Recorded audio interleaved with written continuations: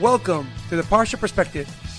Each week, we will delve deep in a weekly Torah portion to find a practical and insightful way to enhance your daily life.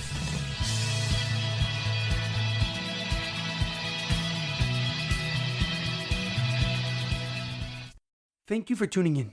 My name is Rabbi Shalom Yemini, and each week we will look into the weekly Torah portion to find practical and insightful ways to enhance your daily life. This week's Parsha Perspective is in honor of the complete and speedy recovery of Fayga Sarah Bas Gittel, Sasson Betzalel Ben Batya, and Sapir Bas Ariela. May they merit to have a complete and speedy recovery. This week's Parsha Perspective is dedicated in honor of Shlomo Ben Edward. May his soul be uplifted in his memory. A blessing. This week's Torah portion is Parshas Vayigash. Our Parsha picks up where we ended off in last week's Parsha, where Benyamin was found to have Yosef's golden goblet. Yosef then commanded Benyamin to remain in Egypt while the rest of the brothers were free to go back to Canaan. At this point, our Parsha begins, and Yeudah steps up and reacts to Yosef's command that Benyamin must remain in Egypt. He pleads with Yosef to take him instead as a slave, citing that if he were to return home without Benyamin, his father would die of agony from losing a second son. At that time, overcome with emotion, Yosef cannot restrain himself any longer. He asks all but his brothers to leave his presence, and with both sorrow and happiness, he reveals his true identity to his brothers, Ani Yosef, I am Yosef. He then instructs them to return home quickly to bring their father and families back to Egypt. The brothers were speechless and completely in shock. They could not believe that their brother was still alive. They began to tremble in fear of the punishment that Yosef would retaliate against them, but instead Yosef called them back to him, telling them that they were forgiven. And at that moment, he made history, becoming the first person in the Torah to forgive each other. When the brothers returned to their houses in Canaan, they told Yaakov something he'd never thought he would hear in his lifetime. Oid Yosef Chai, Yosef is still alive.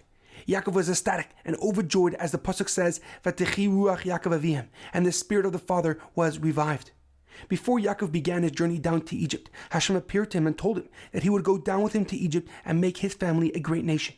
Yaakov then gathered his family and quickly traveled to see his beloved son, Yosef. However, a question comes to mind. When Yosef finally revealed his true identity, he said, Ani Yosef ha'oid avichai. I am Yosef, is my father still alive? But didn't Yosef already know that Yaakov was still alive when he asked him in last week's Parsha? When he told him, how is your father whom you speak of? Is he still in good health? And they replied to him, all is well with your servant, our father, he is still in good health. So why did Yosef ask his brothers again if his father was still alive? The Kli Yakar on this pasuk writes that Yosef asked if Yaakov was still alive because he was worried that his brothers were lying to him. He thought that they were only speaking about Yaakov's fragile health to obtain mercy and compassion for Benyamin to return home. Therefore, when he ultimately revealed his identity, the first thing he wanted to know was the true condition of his father, Yaakov. However, the Lubavitcher Rebbe gives a deeper and more profound explanation. He writes that Yosef already knew that Yaakov was still alive from all the previous conversations. And this is why when the brothers were speechless, when they found out who Yosef really was, he did not wait for them to answer his question. Instead, he reassured them that he harbors no ill feelings towards them and they should go as soon as possible to bring Yaakov down to Egypt. The Rebbe explains that Yosef asked about Yaakov because he wanted to relax and calm his brothers down. For when he asked about their father, he was signaling to his brothers that although they may not be from the same mother, they are intrinsically connected through their father, that he will follow in their father's footsteps of being a man of words rather than violence, that he will allow them to see the error of their ways and take responsibility for it instead of punishing them for what he views as God's plan all along. And by asking about Yaakov, Yosef was telling his brothers that he already has forgiven them, and now they must work on forgiving themselves.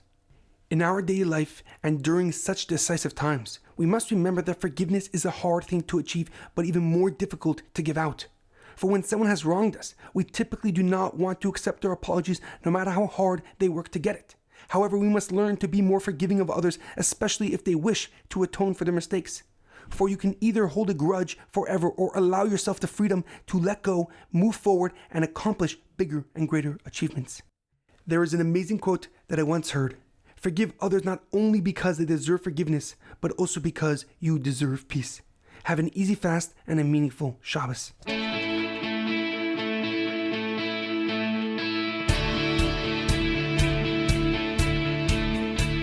Thank you for tuning in to the Parsha Perspective. Check out our website, theparshaperspective.com.